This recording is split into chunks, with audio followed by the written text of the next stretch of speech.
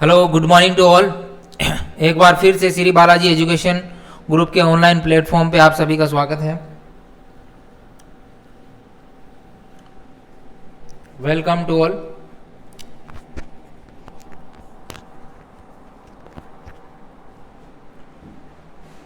तो आप Shri Balaji nursing computer institute Maulasar Nagaur, यहाँ से ANM, GNM, D pharma, MBBS अगर आपको करनी है, एएनएम करना है, जीएनएम करना है, डी फार्मा करना है, एमबीबीएस करनी है बाहर से, कजाकिस्तान वगैरह से, तो आप राजेंद्र रेवाड़ जी से कांटेक्ट कर सकते हो इन नंबर पे।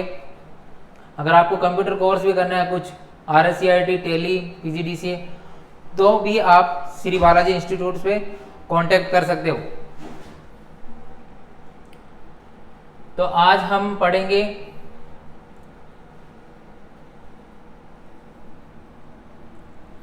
इंट्यूबेशन क्या होता है, इसके बारे में डिस्कशन करेंगे।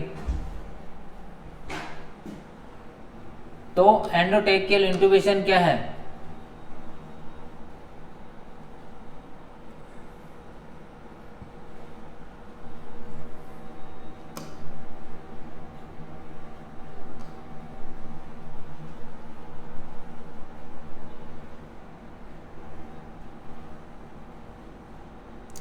सबसे पहले एंडोट्रेकियल इंट्यूबेशन।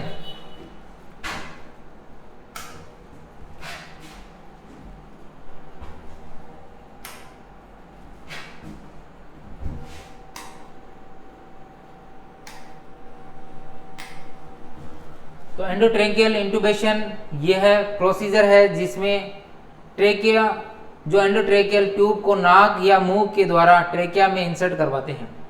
नाक या मुंह के द्वारा ट्रेकिया में क्या करते हैं? इंसर्ट करवाते हैं।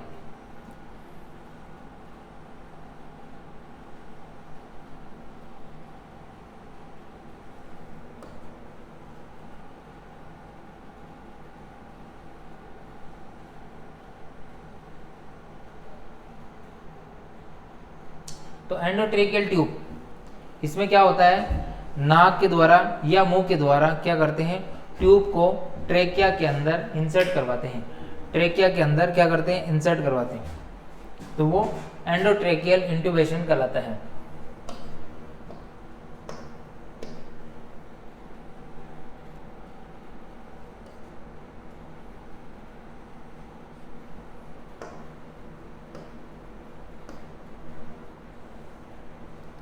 तो एंडोट्रेकियल ट्यूब इंट्यूबेशन है। ये क्या है? ट्यूब इंट्यूबेशन है। एंडोट्रेकियल ट्यूब इंट्यूबेशन यह एक प्रोसीजर है जिसमें एंडोट्रेकियल ट्यूब को नाक या मुंह के द्वारा, नाक के द्वारा, नोज के द्वारा या मुंह के द्वारा ट्रेकिया के अंदर इंसर्ट करते हैं। ट्रेकिया होता है अपना, जो नॉर्मल रेस्पिरेशन सिस्टम में पढ़ा होगा कि क्या करते हैं? सबसे पहले माउथ से फिर क्या आता है? फेरिंग्स, लेरिंग्स, और लेरिंग्स के बाद में आता है ट्रेकिया, और ट्रेकिया से फिर क्या होता है? ब्रोंकियोल्स वगैरह लंग्स में डिवाइड हो जाते हैं ना। तो ये ट्रेकिया के अंदर इंसर्ट कराते हैं ट्यूब। किसके लिए? जिसको क्या है? ऑक्सीजन नहीं मिल पा रही है, या क्या हो रहा है? उसके लंग्स कोलैप्स हो गए, रेस्पिरेटरी सिस्टम फेलियर हो गया है। तो उस कंडीशन में आप एंडोट्रेकियल ट्यूब का क्या करते हैं? इंसर्ट करते हैं। तो एंडोट्रेकियल ट्यूब इंट्यूबेशन यह उस कंडीशन में काम में लेते हैं जब पेशेंट को 10 से 14 दिन के लिए आर्टिफिशियल एयरवे की जरूरत पड़ती है। कब करते हैं? जब पेशेंट को क्या हो जाती है? आर्टिफिशियल एयरवे की जरूरत पड़ जाती है। तो जो खुद से सांस नहीं ले पाता है, पेशेंट क्या करता है? जब खुद से सांस नहीं ले पाता है तो उसे आर्टिफिशियल इंट्यूबेशन की जरूरत पड़ जाती है। तो उसे वेंटिलेटर के द्वारा क्या दी जाती है? आर्टिफिशियल क्या दी जाती है? ऑक्सीजन दी जाती है। तो एंडोट्रेकियल ट्यूब इंट्यूबेशन उस कंडीशन में काम में लेते हैं जब पेशेंट को 10 से 14 दिन के लिए आर्टिफिशियल एयरवे की जरूरत पड़ती है, आर्टिफिशियल ऑक्सीजन वगैरह की जरूरत पड़ती है। क्या करता है? पेशेंट खुद से श्वसन क्रिया नहीं कर पाता है।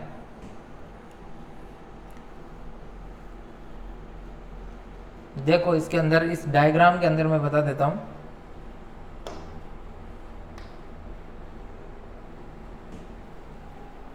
सबसे पहले सबसे पहले क्या है देखो, प्रॉपर एंडोट्रेकियल इंट्यूबेशन कैसे करते हैं। तो ये कैसे किया हुआ है, मुंह के द्वारा किया हुआ है, ये माउथ के द्वारा किया हुआ है, माउथ के द्वारा इंट्यूबेशन किया हुआ है, माउथ के द्वारा। तो इसमें क्या करते हैं, ये है लैरिंगोस्कोप, ये है लैरिंगोस्कोप। इसमें यहाँ पे क्या होती है, लाइट होती है, लाइट होती है। तो ये लैरिंगोस्कोप के द्वारा हम देखते हैं और फिर इसको क्या करते हैं, ये ईटी ट्यूब है, एंडोट्रेकियल ट्यूब है। ये क्या है, ईटी ट्यूब, ईटी ट्यूब है, एंडोट्रेकियल ट्यूब है, जिसको क्या है ट्रेकिया में इंसर्ट कर रहे हैं। यहाँ पे कहाँ इंसर्ट कर रहे हैं, ट्रेकिया में इंसर्ट कर रहे हैं, ट्रेकिया के अंदर इंसर्ट कर रहे हैं। तो इससे लैरिंगोस्कोप से देख के फिर क्या करते हैं, ट्रेकिया में इंसर्ट कर देते हैं। तो ये पेशेंट के क्या है, लंग्स, देखो पेशेंट की क्या है, लंग्स हैं। तो ये यहाँ ट्रेकिया तक जाती है, यहाँ तक जाती है ये ट्यूब। और इस डायग्राम में भी देख लो, इस डायग्राम नीचे वाले डायग्राम में देखो, एंडोट्रेकियल ट्यूब इंसर्ट कर दी है। उसके बाद में ये यहाँ पे क्या होता है, कराइना होता है। यहाँ पे क्या होता है, कराइना, जो दोनों लंग्स को डिवाइड करता है। ये दोनों लंग्स को जो डिवाइड करता है, ये वाला पार्ट, ये वाला पार्ट होता है जो जो दोनों लंग्स को क्या कर देता है, डिवाइड कर देता है। अगर ये एक साइड में चली गई तो क्या करेगी, एक ही लंग्स को क्या करेगी, ऑक्सीजन मिलेगी, एक ही लंग्स से ऑक्सीजन वगैरह मिलेगी, है ना, वही वेंटिलेट करेगा। लेकिन अगर ये बीच में कराइना के यहाँ पे है, सॉरी, अगर ये बीच में कराइना के इधर है तो क्या होता है, क्या होता है कि यहाँ पे अगर कराइना के अगर यहाँ फिक्स है तो दोनों लंग्स में प्रॉपर वेंटिलेट होगा, प्रॉपर ऑक्सीजन जाएगी दोनों तरफ से। तो इसलिए ये जो एंडोट्रेकियल ट्यूब होती है, ईटी ट्यूब होती है, ये कहाँ तक जानी चाहिए, ये कराइना तक जानी चाहिए, ये कराइना तक जानी चाहिए। इस वाले पार्ट को बोलते हैं कराइना। ये कहाँ से ट्यूब इंसर्ट की गई है, माउथ से की गई। ये भी क्या करी है, माउथ से ट्यूब इंसर्ट की गई है। तो वोकल कॉर्ड, जो ये वोकल कॉर्ड है, ये इसके थ्रू यहाँ तक कराइना तक जाती है। और ये वोकल कॉर्ड होता है, यहाँ पे क्या करते हैं, बलून को क्या करते हैं, इन्फ्लेट कर देते हैं। इसके अंदर जो ईटी ट्यूब होती है, ईटी ट्यूब होती है, वहाँ पे एक बलून होता है जिसको कफ बोलते हैं ना, उसको अनकफ भी होते हैं, कफ वाले भी होते हैं, जो उसको क्या कर देते हैं, इन्फ्लेट कर देते हैं। इस कफ को क्या कर देते हैं, फुला देते हैं। इस डायग्राम के अंदर समझते हैं अपन। जे को ये है एंडोट्रेकियल ट्यूब, ये जो ट्यूब है वो एंडोट्रेकियल ट्यूब है। देखो ये क्या कर रही है, माउथ से इंसर्ट कर रहे हैं, इसको माउथ से इंसर्ट कर रहे हैं। तो ये क्या है, ये कफ है, इसको क्या कर दिया, फुला दिया। इन अनकफ इनफ्लेटेड कफ, ये कफ को क्या कर दिया, इन्फ्लेट कर दिया। ये कहाँ तक जा रही है, ये ट्रेकिया तक जा रही है।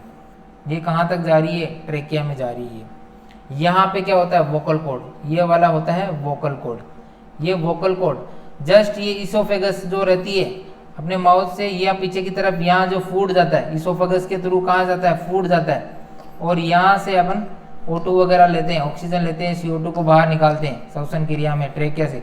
तो ये इसमें नहीं जाके ऊपर वाले में जाती है, ट्रेकिया में, ठीक है। और यहाँ पे होता है वोकल कॉर्ड, जिससे वॉइस प्रोड्यूस होती है। तो इसके थ्रू यहाँ से ट्रेकिया में जाती है।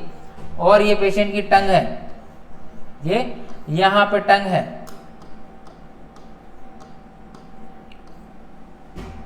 ये कफ को क्या कर दिया है, ये जो ट्यूब है, ये जो है यहाँ पे एक ट्यूब होती है, ये ट्यूब।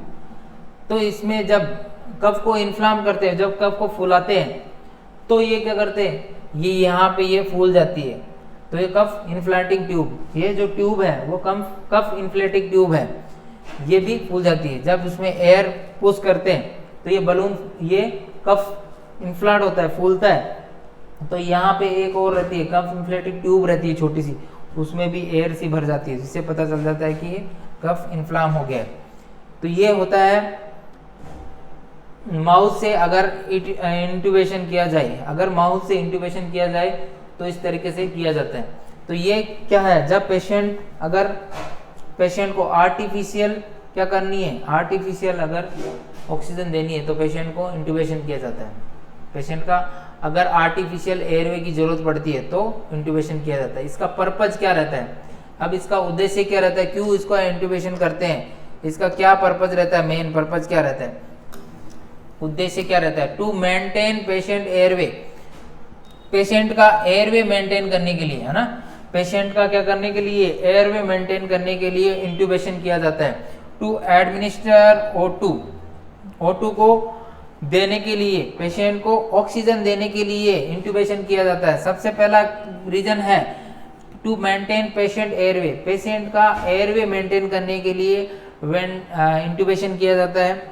उसके बाद में सेकंड है ऑक्सीजन एडमिनिस्टर करने के लिए, और पेशेंट को ऑक्सीजन देने के लिए क्या किया जाता है, इंट्यूबेशन किया जाता है। एयरवे सक्शनिंग करने के लिए, पेशेंट का अगर एयरवे ऑब्स्ट्रक्ट हो गया और सक्शनिंग करना है तो भी इंट्यूबेशन कर सकते हैं, है ना, ज्यादा सक्शन लंग्स के अंदर कुछ इकट्ठा हो गया है, सक्शन करने की जरूरत पड़ रही है, सक्शनिंग करने के लिए भी क्या हो सकता है, आप इंट्यूबेशन कर सकते हैं। टू गिव एनेस्थीसिया, और जब पेशेंट को एनेस्थीसिया देते हैं, सुन करते हैं, बेहोश कर देते हैं, जब कभी इस पेशेंट की सर्जरी करते हैं तो पेशेंट को इंट्यूबेट करना पड़ता है, क्योंकि पेशेंट को आर्टिफिशियल ऑक्सीजन की जरूरत पड़ती है। उस टाइम पेशेंट क्या हो जाती है, एनेस्थीसिया देने से पेशेंट की जो है रेस्पिरेटरी मसल्स भी पैरालाइज हो जाएगी, पेशेंट एकदम सुन्न हो जाएगा, है ना, तो उसकी वजह से क्या होगा,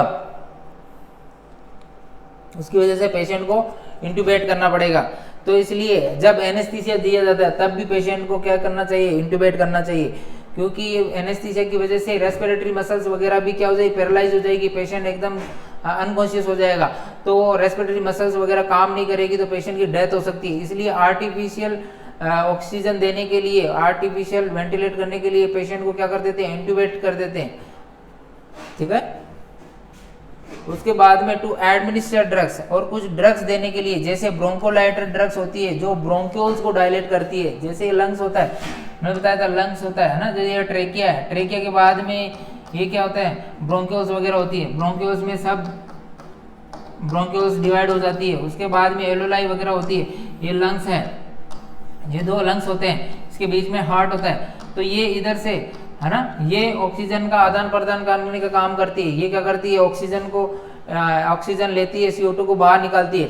तो अगर ये ब्रोंक्यूल्स सिकुड़ गए हैं, कॉन्स्ट्रिक्ट हो गए हैं, तो क्या होगा, तो उसको डायलेट करने के लिए भी इंट्यूबेट कर सकते हैं। तो टू एडमिनिस्टर ड्रग्स द ब्रोंकोलाइटर, ये कि ब्रोंकोडायलेटर क्या करती है, ब्रोंक्यूल्स जो सिकुड़ गए हैं उनको डायलेट कर देती है, जिससे कि ऑक्सीजन के आदान प्रदान में प्रॉब्लम ना हो। तो ये ब्रोंकोडायलेटर ड्रग्स का देने के लिए भी इसका यूज कर सकते हैं, इंट्यूबेशन का यूज कर सकते हैं, क्योंकि ये ट्यूब डाल के फिर आसानी से ब्रोंकोडायलेटर की मेडिसिन उसे देके और उसके ब्रोंकोस को डायलेट कर सकते हैं, इसके लिए भी जरूरत पड़ती है। अब है इंट्यूबेशन देने, इंट्यूबेशन करते समय 5P का ध्यान रखना चाहिए। क्या ध्यान रखना चाहिए, 5P का ध्यान रखना चाहिए। 5P का मतलब क्या है, 5P का मतलब है, सबसे पहला है प्रिपरेशन, उसकी क्या करनी चाहिए, प्रिपरेशन करनी चाहिए। इंट्यूबेशन करने से प्रॉपर प्रिपरेशन होनी चाहिए, क्योंकि क्या हो सकता है, प्रिपरेशन अगर परफेक्ट नहीं है तो पेशेंट की डेथ वगैरह हो सकती है। तो प्रिपरेशन करने के लिए सारे इंस्ट्रूमेंट वगैरह कलेक्ट करने चाहिए, सारे जो है इंस्ट्रूमेंट, जैसे लेरिंगोस्कोप, ET ट्यूब्स, है ना, एक बुझी भी आती है जो लेरिंगोस्कोप ET ट्यूब के अंदर डाल के फिर उससे आसानी से इंसर्ट कराया जा सकता है। उसके बाद में लेरिंगोस्कोप प्रॉपर फंक्शनिंग है कि नहीं है, उसके अंदर लाइट वगैरह जल रही है कि नहीं जल रही है। लेरिंगोस्कोप होता है ना ऐसा, लेरिंगोस्कोप ऐसा होता है जहां यहाँ पे उसके क्या होती है, लाइट वगैरह होती है, यहाँ पे लाइट वगैरह होती है, ये लेरिंगोस्कोप होता है, जिसके अंदर यहाँ पे सेल डाले जाते हैं पीछे की तरफ, और ये हैंडल चेंज होते रहते हैं। ये वाले जो हैंडल है लेरिंगोस्कोप के, ये चेंज होते रहते हैं। इसको मुंह के अंदर इंसर्ट करवाया जाता है देखने के लिए, विजुअलाइजेशन के लिए दिया, ये ज़्यादा इंपॉर्टेंट है, विजुअलाइज कर देता है और एरिया में जो है स्पेस बना देगा, जिसके कारण क्या ET ट्यूब को आसानी से इंसर्ट कर सकते हैं। तो ये प्रॉपर फंक्शनिंग वगैरह होना चाहिए, तो प्रिपरेशन परफेक्ट होनी चाहिए। तो साथ में क्या होना चाहिए, अम्बू बैग वगैरह होने चाहिए, जिससे क्या ऑक्सीजन वगैरह देनी पड़े, और एयरवे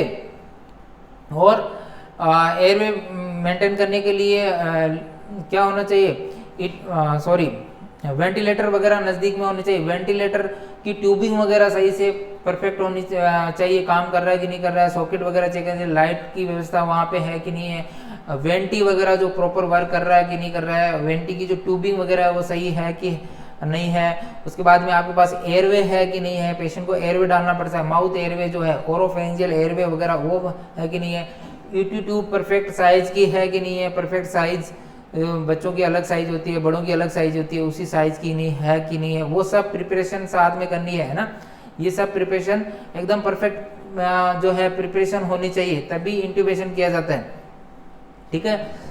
तो जो इंट्यूबेशन करता है वैसे डॉक्टर करता है, लेकिन प्रिपरेशन आपको करनी है, तो सारे इंस्ट्रूमेंट वगैरह सारे जो है वो होने चाहिए। उसके बाद में प्री ऑक्सीजनेटेड, पेशेंट को इंट्यूबेशन करने से पहले उसको ऑक्सीजन प्रॉपर जो है ऑक्सीजन देनी चाहिए, उसे प्री ऑक्सीजनेट कर देना चाहिए, क्योंकि इंट्यूबेशन करते समय ऑक्सीजन की कमी हो सकती है पेशेंट के अंदर, क्योंकि ट्यूब कहाँ डालेंगे अपन, ट्रेकिया के थ्रू डालते हैं, है ना, ट्रेकिया के थ्रू डालते हैं माउथ के, तो वहां से ऑक्सीजन की क्या होगी, पेशेंट को उस टाइम ऑक्सीजन की कमी हो सकती है, तो इसलिए पेशेंट को पहले प्री ऑक्सीजनेटेड करें, उसे अच्छे से ऑक्सीजन दें, जिससे क्या है कि उस प्रोसीजर के करते टाइम ऑक्सीजन की कमी ना हो और पेशेंट की डेथ ना हो, ऑक्सीजन की कमी ना हो और उस टाइम डेथ ना हो।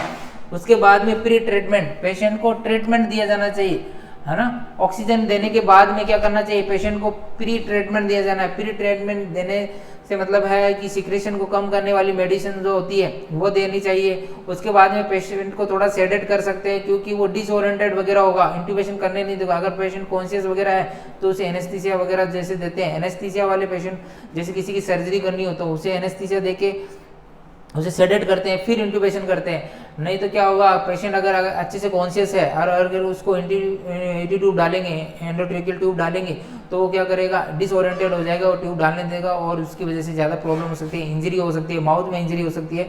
तो इसलिए प्री ट्रीटमेंट दिया जाना चाहिए। उसके बाद में पैरालिसिस एंड इंडक्शन, उसे पैरालाइज किया जाना चाहिए, ठीक है। उसके बाद में प्लेसमेंट ऑफ द ट्यूब, और जो ट्यूब की प्लेसमेंट है वो परफेक्ट जगह होनी चाहिए। मैंने बताया था जो ये लंग्स, ये ट्रेकिया है, ट्रेकिया के बाद में जो ये लंग्स है, दो लंग्स है ना, ये दो भागों में ऐसे डिवाइड होता है, और यहाँ से क्या होता है, यहाँ पे करायना होता है, तो ये ट्यूब की जो लोकेशन है वो परफेक्ट जगह यहाँ होनी चाहिए, जो क्या दोनों लंग्स को प्रॉपर वेंटिलेट कर सके, इसलिए जो ट्यूब की जो प्लेसमेंट है वो वहीं पे होनी चाहिए। तो ये 5P का ध्यान में रखा जाता है, 5P का ध्यान रखना चाहिए अच्छे से। उसके बाद में the cuff block the flow of airway around the tube, तो स्पीच इज नॉट पॉसिबल। इसमें क्या करता है, तो मैंने बताया था, ये जो वोकल कॉर्ड है वहां पे जो वो कफ है इन्फ्लाम होने की वजह से, तो वो ब्लॉक कर देता है एयर को, है ना। The cuff block the flow of air, flow of air का जो है वो उसको ब्लॉक कर देगी अराउंड द ट्यूब के अराउंड, तो स्पीच इज नॉट पॉसिबल। वहाँ फिर क्या है, आपसे बोला नहीं जाएगा, तो स्पीच पॉसिबल नहीं है, तो इंट्यूबेशन करने के बाद में पेशेंट से बोला नहीं जाएगा, स्पीच नॉट पॉसिबल। तो टाइप ऑफ एंडोट्रेकियल ट्यूब, तो एंडोट्रेकियल ट्यूब है उसके टाइप कितने होते हैं, तो वो दो टाइप की होती है। एंडोट्रेकियल ट्यूब है जो दो टाइप की होती है, एक तो है ओरोट्रेकियल इंट्यूबेशन, जो माउथ से किया जाता है इसलिए ओरोट्रेकियल इंट्यूबेशन कहते हैं, जो माउथ से किया जाता है इसलिए ओरोट्रेकियल, माउथ से, इसलिए ओरो और माउथ और ट्रेकिया से किया जाए इसलिए ओरोट्रेकियल इंट्यूबेशन कहलाता है। नेजोट्रेकियल ट्यूब, नाक और ट्रेकिया से किया जाए इसलिए नेजोट्रेकियल इंट्यूबेशन। ये दो टाइप के होते हैं, ओरोट्रेकियल इंट्यूबेशन और नेजोट्रेकियल इंट्यूबेशन। उसके बाद में है ओरोट्रेकियल ट्यूब कैसी होती है, तो वो ट्यूब ओरोट्रेकियल ट्यूब कौन सी होती है, ऐसी ट्यूब जो माउथ के द्वारा इंसर्ट करवाते हैं, ऐसी ट्यूब ओरोट्रेकियल ट्यूब कहलाती है, जो माउथ के द्वारा इंसर्ट करते, जो माउथ से डाली जाती है वो ट्यूब ओरोट्रेकियल ट्यूब कहलाती है, और जो नाक से डाली जाती है वो नेजोट्रेकियल ट्यूब कहलाती है। ये लार्जर देन नेजोट्रेकियल ट्यूब, और ओरोट्रेकियल ट्यूब होती है वो किससे जो है वो नेजोट्रेकियल ट्यूब से कितनी बड़ी होती है, वो लार्जर होती है, यानी बड़ी होती है, उससे बड़ी होती है। और नेजोट्रेकियल ट्यूब इंट्यूबेशन की तुलना में कम आरामदायक होता है, और ये इसकी नेजोट्रेकियल ट्यूब का इंसर्जन करते हैं तो ओरोफेरेंजियल है वो थोड़ा इजी रहता है, वो आरामदायक रहता है, लेकिन नेजोट्रेकियल इंट्यूबेशन थोड़ा प्रॉब्लम कर सकता है, वो उससे आरामदायक नहीं होता है। तो उसकी तुलना में आरामदायक होता है कि ओरोफेरेंजियल थोड़ा ज़्यादा आरामदायक है और नेजोट्रेकियल है वो क्या है, थोड़ा प्रॉब्लम ज़्यादा कर सकता है, इसलिए उसकी तुलना में ओरोफेरेंजियल आरामदायक है, नेजोट्रेकियल इंट्यूबेशन की तुलना में आरामदायक है, क्योंकि ट्यूब टंग के कारण मैनिपुलेटेड होने लगती है, और इसमें क्या होती है, नेजोट्रेकियल इंट्यूबेशन की तुलना में कम आरामदायक है, क्योंकि टंग क्या करती है, टंग क्या होती है, टंग के कारण मैनिपुलेट होने लगती है, जो ट्यूब है वो टंग के कारण मैनिपुलेट होने लग जाएगी। यह इंट्यूबेशन नेजो ऑब्स्ट्रक्शन और एपिडेक्सिक केस में यूज में लेना चाहिए। अगर पेशेंट का कब करना चाहिए ओरोफेरेंजियल, तो जब पेशेंट की नेजल ऑब्स्ट्रक्शन हो, नाक में कोई ऑब्स्ट्रक्शन हो, नाक में कोई रुकावट हो, तब ओरोफेरेंजियल इंट्यूबेशन कर सकते हैं। और एपिटेक्सिस, नाक से ब्लीडिंग हो रही हो, नेजल ब्लीडिंग हो रही हो, क्या हो रही हो, नेजल ब्लीडिंग हो रही हो, तो भी क्या कर सकते हैं, तो भी ओरोफेरेंजियल इंट्यूबेशन का यूज कर सकते हैं। उसके बाद में नेजोट्रेकियल ट्यूब, तो नेजोट्रेकियल ट्यूब को नोज के द्वारा इंसर्ट करवाते हैं। मैंने बताया था अभी, इजी है कि ट्यूब को अगर माउथ से करवाते हैं तो ओरोफेरेंजियल, नाक से करवाते हैं नेजोट्रेकियल ट्यूब कहलाती है। तो ट्यूब को नाक के द्वारा, नोज के द्वारा इंसर्ट करते हैं, शॉर्टर देन ओरोफेरेंजियल, और ये किससे, ओरोफेरेंजियल से छोटी होती है, शॉर्टर देन ओरोफेरेंजियल। यह ओरोफेरेंजियल इंट्यूबेशन की तुलना में ज़्यादा आरामदायक है। ये क्या है, ओरोफेरेंजियल इंट्यूबेशन की तुलना में ज़्यादा आरामदायक होता है, ये उसकी तुलना में ज़्यादा आरामदायक होता है। ओरोफेरेंजियल थोड़ा सा डिफिकल्ट हो सकता है टंग की वजह से। इस इंट्यूबेशन को एपिटेक्सिस के केस में अवॉइड करना चाहिए। अभी मैंने पहले भी बताया था, अगर नाक से ब्लीडिंग हो रही हो तो इस नेजोट्रेकियल इंट्यूबेशन नहीं करना चाहिए। नाक से ब्लीडिंग हो, नोज में ऑब्स्ट्रक्शन हो तो क्या नहीं करना चाहिए, नेजोट्रेकियल इंट्यूबेशन नहीं करना चाहिए। अब है ट्यूब, ये होती है, क्या होती है, ईटी ट्यूब बोलते हैं इसको, एंडोट्रेकियल ट्यूब बोलते हैं इसको। तो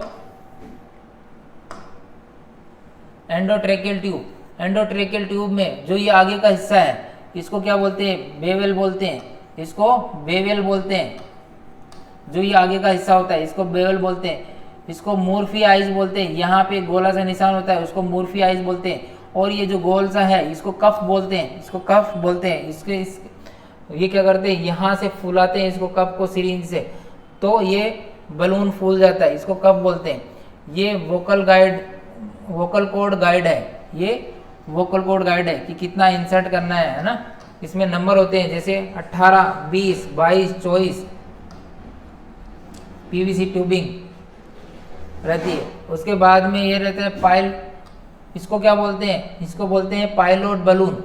इसके द्वारा सिरिंज के द्वारा इसमें एयर भरी जाती है, फिल की जाती है, और इसको बोलते हैं मैगिल कर्व रेडिस। ये जो कर्व होता है इसको बोलते हैं मैगिल कर्व रेडिस 140 mm। ये 14 से 15 mm का एडेप्टर होता है। ये जो आगे की तरफ रहता है ये एडेप्टर होता है, इसको ये ट्यूबिंग में फिक्स करने के लिए काम आता है, ये एडेप्टर होता है।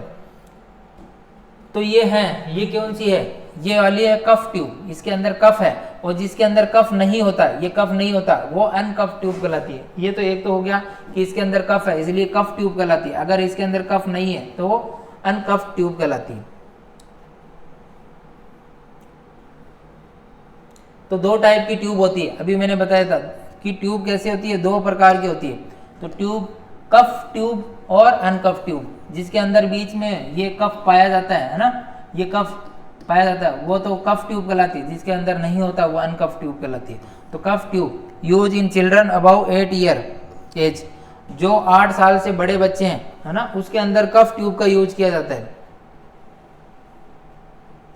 और कफ इन्फ्लामेशन यह ईटी ट्यूब को सही पोजीशन में रखता है, क्योंकि कफ जो क्या करेगा, फिक्स हो जाएगा और वहां से ट्यूब क्या करेगी, ट्यूब है वो मूवमेंट नहीं करेगी। तो ये ईटी ट्यूब को सही पोजीशन में रखता है, वहां पे फिक्स हो जाएगा। वो ट्यूब कम इन्फ्लाट करने के बाद में, फुलाने के बाद में वो क्या करेगा, एक जगह फिक्स हो जाएगा। जैसे ये ट्रेकिया है, ट्रेकिया में ये अगर ट्यूब है और इसको कफ को फुला दिया तो वो यहाँ पे फिक्स कर देगा। तो ये पोजीशन है, पोजीशन को क्या करता है, ईटी ट्यूब की पोजीशन को सही में रखता है। उसके बाद में GI contain respiratory tract aspiration, और जो ये जीआई के ट्रैक गैस्ट्रोइंटेस्टाइनल ट्रैक, यहाँ से जो स्टोमक के गैस्ट्रिक सिक्रीशन है उसको भी इधर आने से रोकता है। अगर ऐसे घूम के इसमें आ रहे हैं तो उसको रोक देगा। तो जीआई के जो है रेस्पिरेटरी ट्रैक में एस्पिरेशन होने के जो चांस रहते हैं वो कम रहते हैं, क्योंकि ये बलून इन्फ्लाम हो गया तो वहां से ही इसको रोक देगा। उसके बाद में अनकफ, जो बिना कफ वाले हैं वो किस में यूज किए जाते हैं, तो use in children below 8 year, जो 8 साल से छोटे बच्चे होते हैं उनके अंदर जो अनकफ, जो बिना कफ वाले जो ईटी ट्यूब रहते हैं वो यूज में लिए जाते हैं। ऑफ एज, फास्टिंग और सबग्लोटिस एरिया,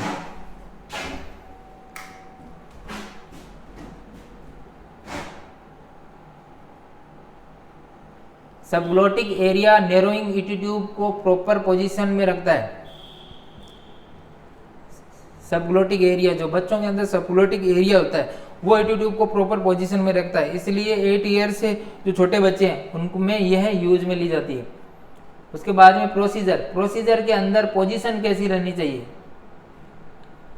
तो प्रोसीजर के अंदर position, sniffing position, head extend with supine position, ये जो पोजीशन है इसको रोज पोजीशन भी बोल सकते हैं। इसके अंदर जो हेड है वो एक्सटेंड हो जाता है, हेड क्या रहेगा, एक्सटेंड हो जाएगा आगे की तरफ, जिसके अंदर हेड क्या रहेगा, एक्सटेंड हो जाएगा, हेड एक्सटेंड हो जाएगा ऐसे आगे की तरफ ना, हेड एक्सटेंड होगा आगे की तरफ, और जिससे क्या होगा, ट्रेकिया का रास्ता आसानी से दिख जाएगा ना, जो ट्रेकिया, तो इसे स्टिफनिंग पोजीशन बोलते हैं, head extend with supine position. Supine position सीधा लेटाते हैं पेशेंट को, और पेशेंट का जो हेड है, ये पेशेंट का हेड है, इसको थोड़ा सा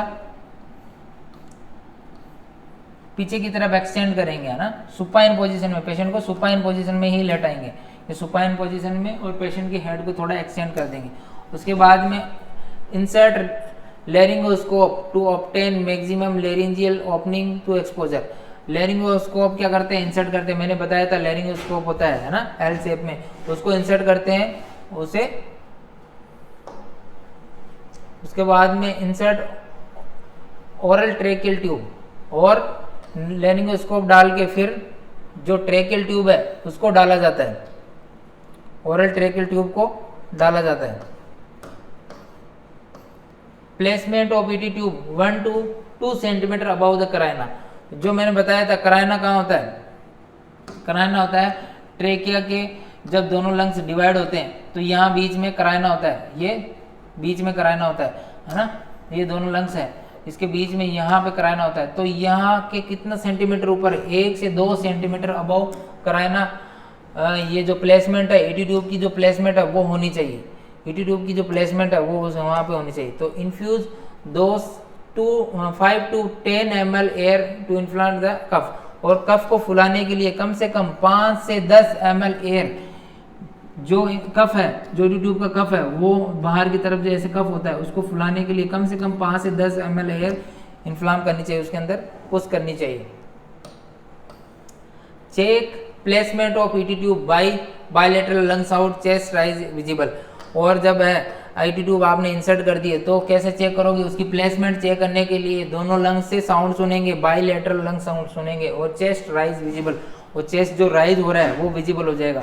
इसमें प्लेसमेंट चेक करने के लिए जो बीच में अगर कराइना के अंदर फिक्स हो गया है तो वहां से बायलैटरल दोनों लंग्स में प्रॉपर साउंड आएगा, और वहीं से क्या हो जाएगा, चेस्ट विजिबल होगा, जो ऑक्सीजन जाएगी तो चेस्ट विजिबल होगा, है ना। Confirmative placement should be check by xray, और ये तो हो गया विजिबल करके, लेकिन ये कंफर्मेटिव नहीं है। कंफर्मेटिव करने के लिए आप एक्सरे करा सकते हो। एक्सरे कराने पे आपको एक्सरे के अंदर दिख जाएगा ट्यूब की प्लेसमेंट कहाँ पे, एग्जैक्ट प्लेसमेंट दिख जाएगी। तो कंफर्मेटिव अगर कोई पूछ ले एग्जाम में क्वेश्चन आ जाए confirmative sign of the ET tube, तो एक्सरे होगा। क्यों, एक्सरे के द्वारा क्या होगा, एकदम कंफर्म हो जाएगा कि ईटी ट्यूब की पोजीशन कहाँ पे। तो साइज ऑफ ईटी ट्यूब, तो size of ET tube newborn के अंदर जो साइज होती है, न्यूबॉर्न के अंदर जो साइज होती है वो होती है 2.5 से 5 mm। जो न्यूबॉर्न होता है उसके अंदर जो साइज होती है वो 2.5 से 4 mm के करीब उसकी साइज होती है। उसके बाद में इन्फेंट के अंदर 4 से 4.5, इन्फेंट के अंदर, न्यूबॉर्न के अंदर तो 2.5 से 4 mm तक, और लेकिन इन्फेंट के अंदर 4 से लेके 4.5 तक। चिल्ड्रन के अंदर जो 10 साल से छोटा है, 10 साल से छोटा है, उसके 5 से 7 mm तक लगभग ट्यूब की साइज होनी चाहिए। और अडल्ट के अंदर, चिल्ड्रन जो 10 साल से बड़ा है, 10 साल से जो बड़ा है उसके अंदर 7 से 8 mm के अंदर ये साइज होनी चाहिए। अडल्ट के अंदर 8 से 9.5 mm के करीब, 8 से 9.5 mm के करीब जो मेन है, अडल्ट मेल है, उसके अंदर 7 से 9 mm एवरेज रहती है 8 mm का। 8 mm की जो साइज है उस साइज की ट्यूब एवरेज मेल के अंदर डाली जाती है। मेन जो अडल्ट मेल है यानी जो आदमी है उसके अंदर, जो फीमेल है, फीमेल वुमेन है, उनके अंदर 6.5 से 8.5 mm यानी एवरेज इसका हो गया 7 mm का। अगर एक वर्ड में पूछे तो 7 mm का एवरेज, और इसके अंदर पूछे तो 8 mm की ट्यूब अडल्ट मेल के अंदर, और लगभग 6.5 से 8.5 साइज के अकॉर्डिंग डाली जाती है। तो ये मेल और फीमेल के अंदर बता दिया। उसके बाद में paediatric tube are size using by equations size. और जो पीडियाट्रिक ट्यूब होती है, पीडियाट्रिक ट्यूब है, उसको साइज मेजर करने के लिए आप क्या कर सकते हो, ये फॉर्मूला लगा सकते हो। साइज तो एज अपॉन 4 प्लस 4, तो कितने साल का बच्चा है, जैसे एज कितनी साल की हो गई, 2 ईयर का बच्चा है, उसके बाद में 4 प्लस 4, तो उसके अंदर ट्यूब कितनी साइज की हो जाएगी,